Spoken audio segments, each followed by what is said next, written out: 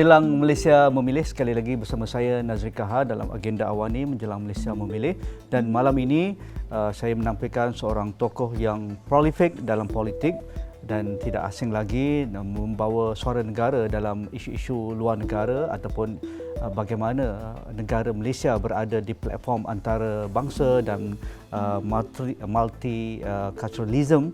Dan begitu juga ketika beliau berada di Kementerian Penerangan dan juga Multimedia di kala negara berhadapan dengan pandemik COVID-19, pastinya suara kerajaan perlu dominan, perlu jelas, memberikan ruang untuk rakyat bersuara dan juga polisi-polisi berkaitan dengan bagaimana kerajaan menangani pandemik COVID-19.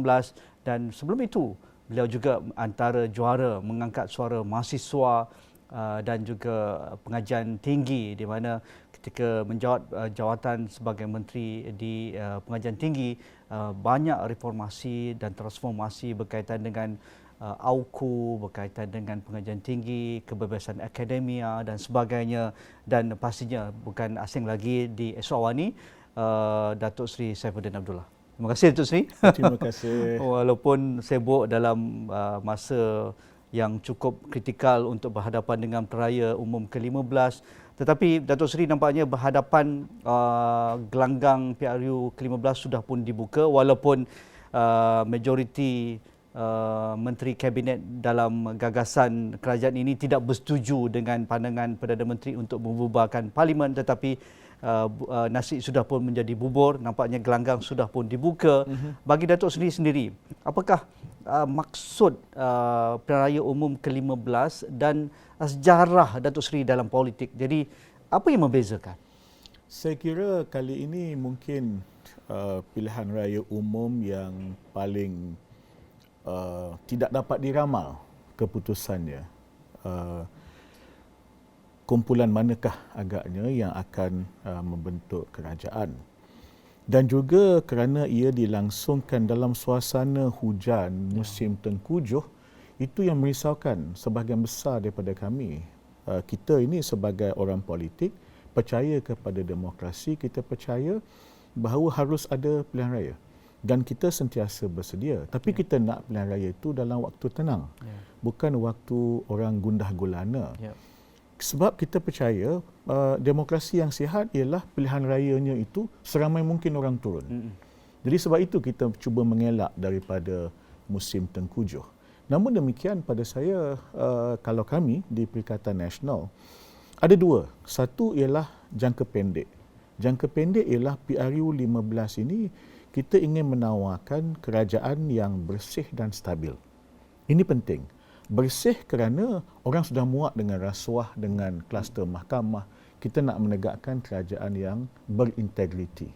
Sebab itu apabila kita mengumumkan calon-calon Perikatan Nasional, kita semua angkat ikrar, sumpah untuk menolak rasuah.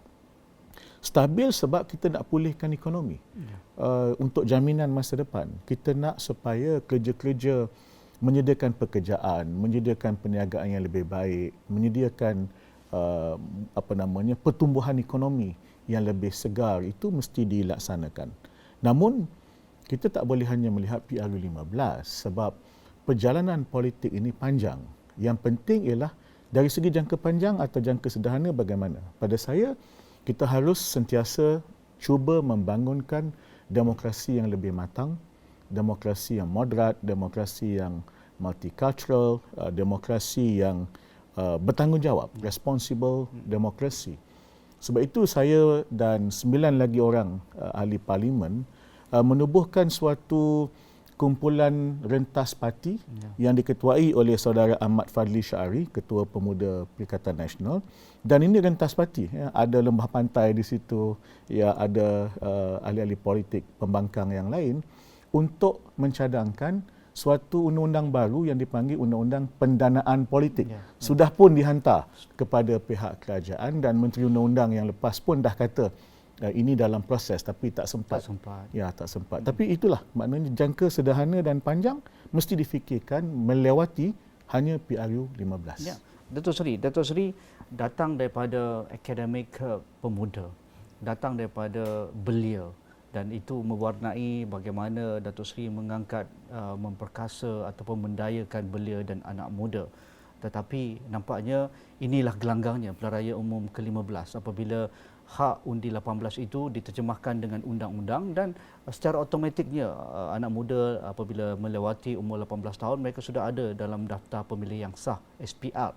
Jadi dalam pilihan raya kali ini 21 juta lebih pengundi berdaftar dan majoritinya yang akan mengundi kali ini berumur 60 tahun ke bawah dan juga anak muda sekitar 5 ke 6 juta. Jadi ini satu angka yang amat signifikan dan kita tak maulah dengan hak yang sudah diberikan mereka ambil mudah, mereka tidak kisah, mereka lemah politik, mereka fatigue politik, apa juga alasannya. Jadi dengan kondusi keadaan negara dalam keadaan terumbang-ambing dari kestabilan politik dan juga ekonomi, mengapa suara anak muda ini dan kewajaran mereka memikirkan sedalamnya mengapa mereka wajib keluar 19 hari bulan? Ya, ada beberapa perkara. Pertama, generasi Undi 18, kalau boleh dipanggil begitu, ini sangat bersejarah. Mereka mencipta sejarah kerana mereka generasi Undi 18 yang pertama. Kedua ialah mereka juga boleh dan mereka mampu mencipta sejarah pada 19 November kerana dia adalah generasi 18 atau generasi Undi 18 yang pertama yang akan mencipta sebuah kerajaan yang baru selepas generasi Undi 18 itu ditubuhkan. Yang kedua ialah saya sentiasa yakin dengan anak muda bahawa mereka tahu apa yang perlu dilakukan. Cuma kita yang dah otai ni janganlah kita bersyarah seolah-olah mereka tak faham. Saya yakin mereka faham. Cuma kita harus meladeni dan menyantuni mereka pada gelanggangnya. Orang kata PRU 15 adalah PRU TikTok. Sebagaimana PRU 14 ialah PRU media sosial yang selain daripada TikTok. Ya, kalau itu, maka itulah dia gelanggangnya. Dan kita harus menawarkan sesuatu yang bersesuaian dengan keperluan mereka. Ya, saya bagi contoh. Ramai di kalangan kita yang lebih dewasa, kononnya sebenarnya lebih tua. Tapi dia tak nak mengaku.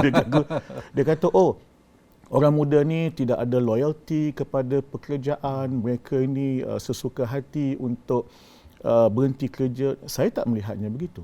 Pada saya mereka melihat dunia berbeza. Tak macam saya. Anak saya yang 29 tahun, bila saya angkat sumpah jadi menteri yang antara lain jaga televisyen, dia kata, ayah, tahu tak, saya dah tak tengok TV. Ya. Bagi mereka itu bukan job hopping. Bagi mereka entrepreneurial. Mereka berani, mereka bold dan mereka bertukar kerja itu mengikut selera mereka. Contohnya mereka nak bekerja yang mereka boleh kawal masa. Orang macam saya ikut saja apa yang majikan kata. Jadi kita sebagai pemimpin harus melihat itu. Ekosistem itu kena disesuaikan dengan keperluan mereka asalkan ia tidak melanggar lunas-lunas undang-undang. Ya, susulan dengan itu, Datuk Seri sendiri dianggap individu yang reformis, yang demokrat dan juga progresif dalam banyak pandangan sebelum ini dan sekarang juga. Tetapi apabila berlaku dengan langkah Sheraton dan juga bersama tokoh tertentu dalam langkah Sheraton itu dan sekarang rapat dengan PAS dan juga parti-parti dalam komponen Perikatan Nasional, ada agak sedikit ramai menganggap Datuk Seri agak kontradik daripada individu Saifuddin Abdullah dahulu dan sekarang. Jadi dan membawa suara seperti ini untuk digarap idealisme oleh anak muda. Jadi di mana posisi Datuk Seri untuk meyakinkan bahawa politik tidak semudah A atau B ataupun C, tetapi segalanya berkemungkinan, dan itulah yang dilakukan oleh Datuk Seri Saifuddin Abdullah. Yang pokoknya idealisme mesti kekal dan tidak berubah. Dan saya berani menyatakannya kerana saya menulis. Jadi boleh disoal saya berdasarkan pemikiran saya sepanjang saya terlibat dalam politik. Jadi prinsip yang asas itu, ya, dasar-dasar yang asas itu tidak berubah.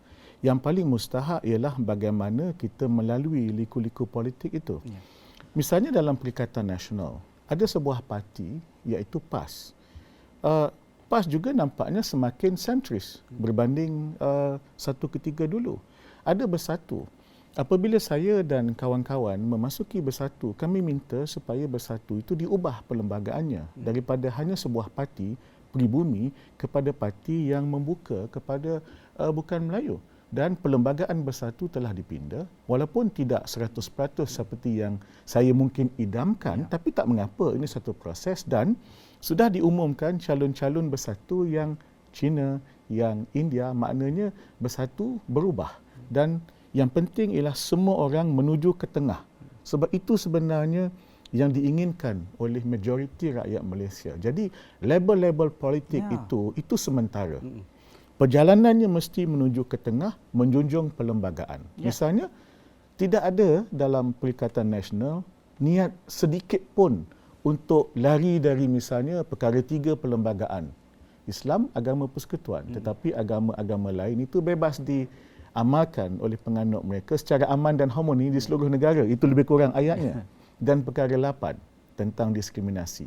Tak sesiapa boleh didiskriminasi dari segi agama, berdasarkan keturunan, bahasa budaya, kawasan, malah gender. Dan seandainya kita dapat membina kerajaan, saya yakin Kerajaan Perikatan Nasional akan meminda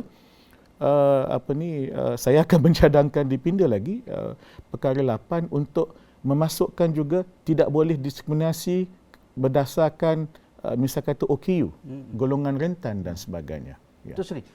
Dalam pertentangan politik kadang-kadang pemimpin itu lebih meraihkan galeri ataupun penyokong mereka berbanding khalayak Malaysia yang pelbagai kaum dan juga merentasi geografi Sabah dan juga Sarawak dan juga Semenanjung Malaysia. Misalnya dalam pimpinan PAS, apabila ada mengatakan kalau tidak bersama kami, ada ideologi komunis, ada ideologi yang meraihkan LGBTQ dan sebagainya. Begitu juga apabila ada pertentangan politik, mereka menganggap kelompok ini disokong oleh perasuah dan menerima rasuah. Betul, agenda governance, agenda tata kelola baik itu kalau boleh kita nak raikan semua. Parti yang meraihkan itu patut diundi atau dipilih pemimpinnya. Tetapi Datuk Seri yang progresif, yang demokrat, apabila mendengar pelabelan macam itu berbanding membawa idea, polisi dan juga dasar. Apa pandangan Datuk Seri? Saya rasa ada dua. Yang pertama ialah perkataan-perkataan dalam kempen dan sebagainya itu yang mungkin menuju kepada kumpulan tertentu. Yang itu tidak boleh dinafikan. Ada waktunya ia berlaku dalam kempen berpolitik. Tetapi yang kedua, yang paling mustahak yang saya sebutkan tadi, semua orang harus menuju ke tengah, menjadi sentris. Dan selanjutnya daripada itu ialah kita harus melihat politik itu bukan hanya kepada zaman pilihan raya. Saya selalu menekankan bahawa antara kelemahan kita di Malaysia ialah politik kita terlalu personality oriented. Kita kurang policy oriented. Saya berharap bahawa setiap kali waktu tenang, iaitu waktu di antara PRU, kita boleh duduk semeja dan kita boleh bincang. Dan itu berlaku ketika 2 tahun lebih. Itu mesti diteruskan, itu mesti diadakan semula, tak kira kerajaan mana sekalipun. Dan misalnya soal SDG.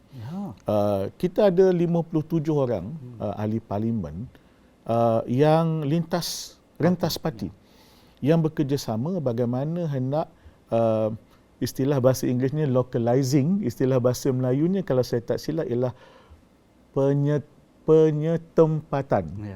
Maknanya localize prinsip-prinsip ataupun matlamat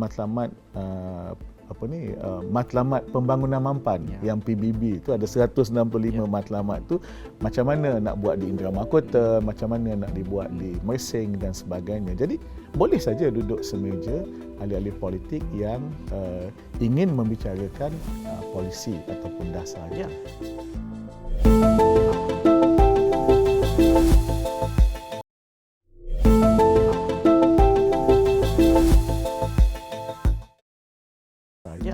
Sesuai sinonim dengan peranan Datuk Seri sebagai Menteri Luar sebelum ini, dan ramai beranggapan bahawa isu luar negara nampaknya mungkin ada yang lebih, ada yang kurang, mungkin mengatakan statik ataupun tidak progresif seperti yang sebelum-sebelum ini, mengatakan berkaitan dengan suara Malaysia, berkaitan hak asasi manusia yang terkini.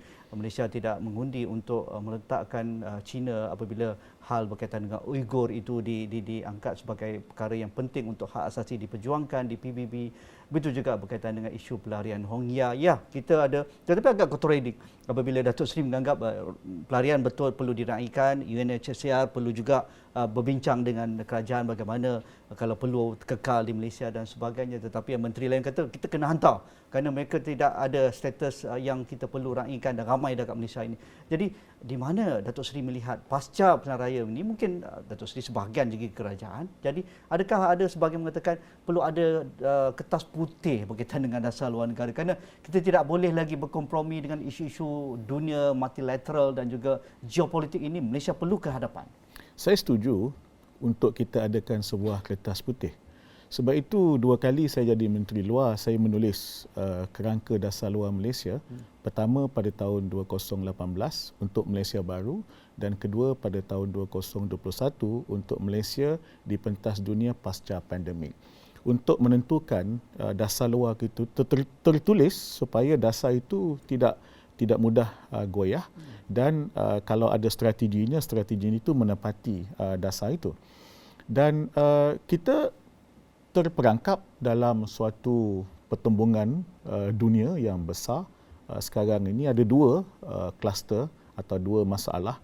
Pertama ialah tabiat kuasa-kuasa besar yang bertembung, dan antarmasanya kita di tengah-tengah, terutamanya antara China dan Amerika Syarikat. Yang kedua, ada 3 perkembangan contemporary yang sedikit sebanyak dia berkait dengan kita. Satu ialah krisis alam sekitar.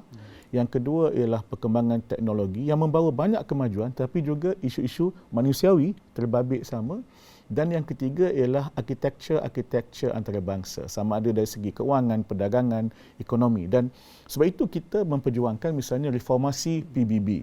Saya misalnya mendokong cadangan untuk diadakan perhimpunan ahli-ahli parlimen PBB. Itu proses sedang dimulakan sejak 2-3 tahun yang lalu. Tapi dalam isu Myanmar, untuk ASEAN, kita adalah suara yang paling lantang yang ingin menyelesaikannya. Saudara sebut soal Rohingya. Pelarian Rohingya di Malaysia ni takkan selesai selagi kita tak selesaikan yang apa yang berlaku di Myanmar. Sebab itu kita mencadangkan sebuah kerangka yang ada permainan penamatnya, end game-nya, yakni demokrasi dikembalikan dengan cara yang inklusif dan adil. Sementara itu ada transisi yang melibatkan bukan saja junta. Ada yang kata jangan libatkan junta langsung, saya kata libatkan semua, termasuk yang penting NUG, NUCC dan semua pemegang taruh yang lain yang sebenarnya saya dah temui hampir ke semua tolak junta. Saya telah bertemu NUG, dah bertemu NUCC dan beberapa kumpulan yang lain. Kita mainkan peranan yang paling utama di situ. Ya. Ya. Okey, nak masuk pilihan raya ni. Indra Mahkota. Indra Mahkota nampaknya 5 tahun di bawah mantan ahli parlimen Datuk Seri Saifuddin Abdullah.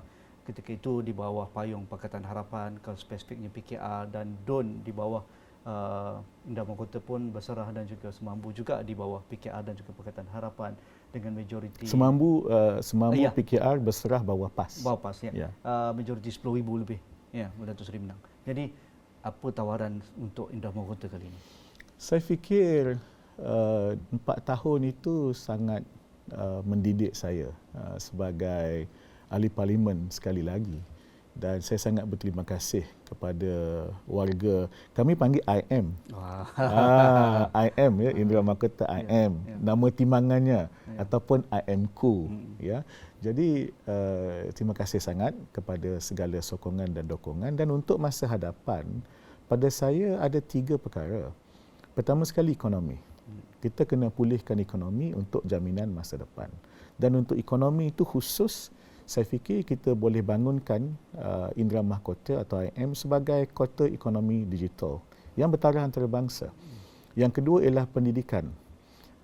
Bezanya ialah kalau dulu saya rasa kita harus menawarkan kursus-kursus baru dan sebagainya, tapi hari ini oleh kerana dunia ini semakin telus dengan hubungan antarabangsa, Jadi kalau kita boleh cantumkan perkembangan teknologi digital dengan jaringan pendidikan IM ini dengan pentas antarabangsa. Bayangkan kalau semua IPT yang ada di IM dan sekolah-sekolah menengah itu ada dia punya rakan dia, jaringannya di luar negara. Dan yang ketiga, infrastruktur. Masalah paling utama di Pahang, termasuk IM, ialah masalah air, masalah banjir. Itu kena dibantu untuk diselesaikan.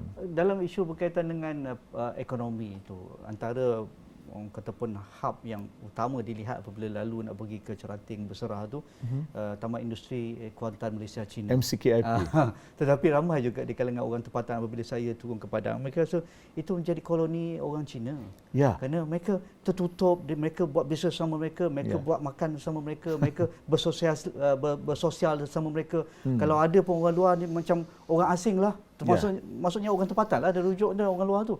Jadi apa manfaatnya betul berbilion ringgit pelaburan, tetapi spill over itu seolah-olah isolasinya.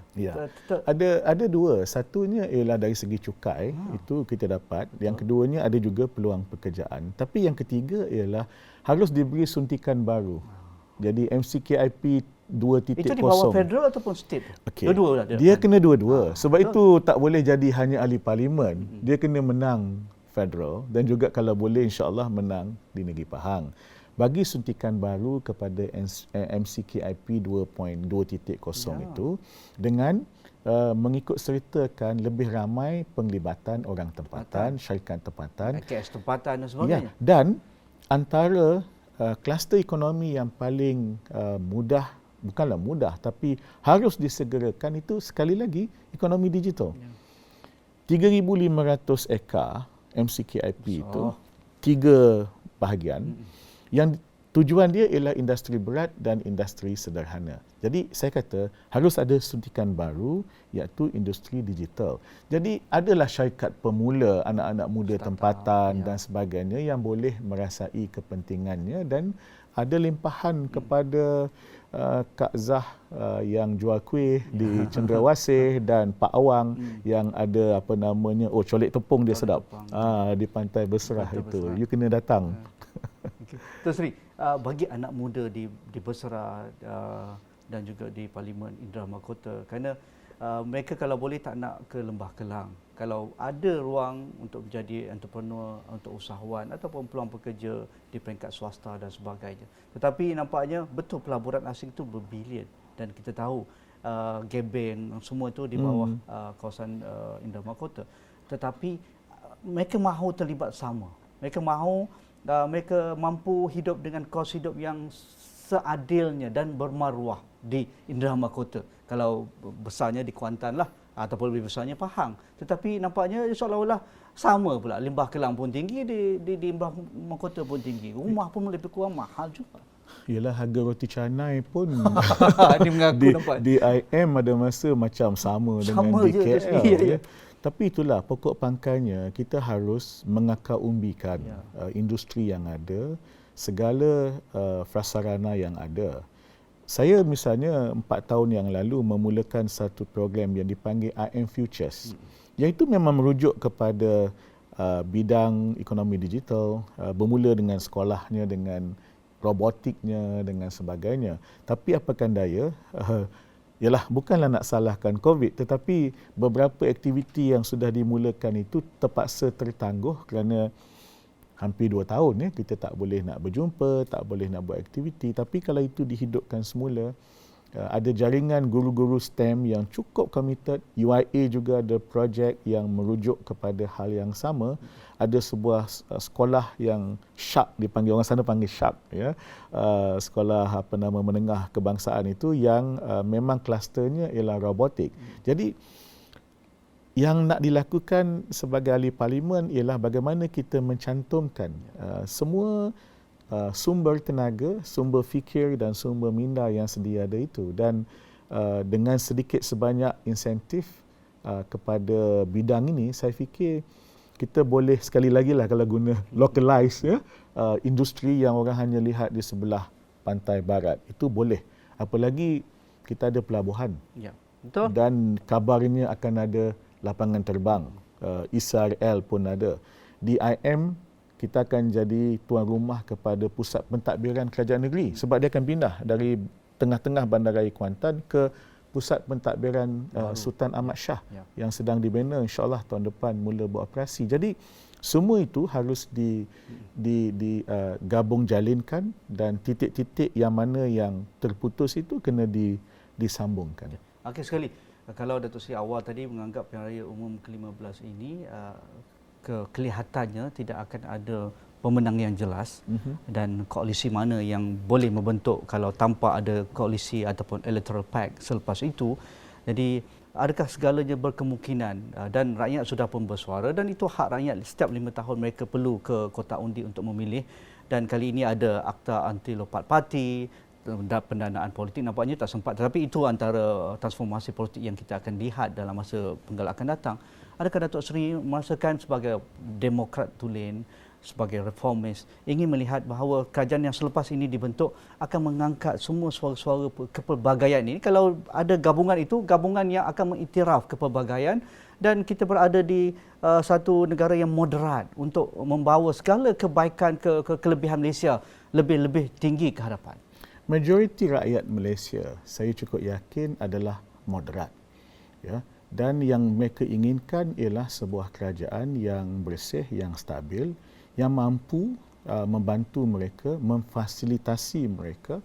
Pertamanya, isu semasa ini ialah kos kehidupan, inflasi. Jadi ekonomi itu adalah puncak segala keinginan daripada rakyat. Jadi pada saya, mana-mana parti yang bertanding kali ini yang boleh memberikan tawaran, tapi janganlah tawarannya bulan dan bintang. Ya, tawaran yang bersesuaian dengan keperluan rakyat akan memenangi pilihan raya. Namun, ada satu perkara lagi. Di setengah-setengah negara yang benar-benar maju di dunia, ya, misalnya negara-negara Nordik, majoriti negara itu demokrat, ya, moderat, dan kerajaan yang dibentuk oleh parlimennya adalah kerajaan minoriti. Asal sahaja ada suatu kumpulan yang terbesar, walaupun dia cuma 30-40% daripada Dewan, mereka dibenarkan membentuk kerajaan. Kemudian bil boleh diluluskan sebab bil itu didebatkan dan kemudian diundi. Bukan mesti bil itu mengikut jumlah kursi. Kita terlalu rigid melihat soal-soal kepentingan rakyat itu dari sudut, bukan dahlah satu dari sudut parti, yang kedua dari sudut berapa orang dalam parlimen. Kita harus melewati pemikiran yang begitu. Pemikiran yang harus lebih maju ialah yang paling utama, ada sebuah kerajaan yang stabil. Walaupun ia sebuah kerajaan minoriti. Saya faham ada soal tafsiran perlembagaan, tapi kita harus matang melihat hal itu. Dan soal bil, soal rang undang-undang itu persoalan yang boleh didebatkan dan diundilah. Dan sekarang pun dah berlaku. Dengan memorandum itu satu MOU. kejayaan. Itu sebenarnya suatu proses. Jadi saya yakin kita sebenarnya sudah mula melangkah. Walaupun adalah di sana sini itu liku-liku politik yang perlu kita ada masanya terpaksa dihadapi. Tapi kita harus yakin. Terima kasih Datuk Seri Saifuddin Abdullah. Walaupun masa agak suntuk bersama kami di Sarawak ini, mungkin dalam masa kempen datang sekali lagi ataupun saya ke Indrama Kota, ke IM Indrama Kota, mantan ahli Parlimen Indrama Kota dan juga Menteri Luar Negara. Itu saja bersama saya Nazri Kaha pada malam ini. Assalamualaikum, kita jumpa lagi.